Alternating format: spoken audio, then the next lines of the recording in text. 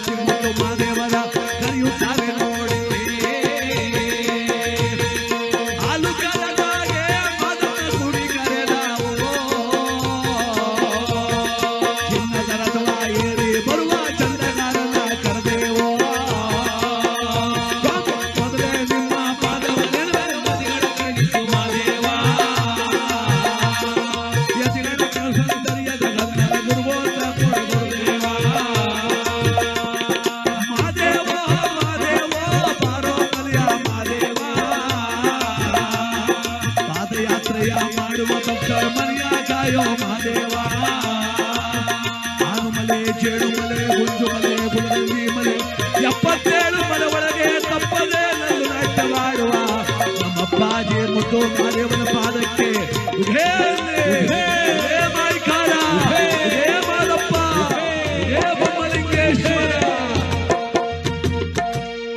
ಹಾಲು ಕರೆದಾಗೆ ಮಾದಪ್ಪನ ಕೂಗಿ ಕರೆದಾವು.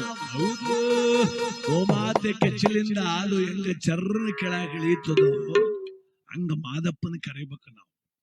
ಮನದಲ್ಲಿ ದೃಢ ಭಕ್ತಿ ಇದ್ರೆ ಮಾದಪ್ಪನು ಒಲಿತಾನೆ, ತಿಮ್ಮಪ್ಪನು ಒಲಿತಾನೆ, ಅಯ್ಯಪ್ಪನು ಒಲಿತಾನೆ.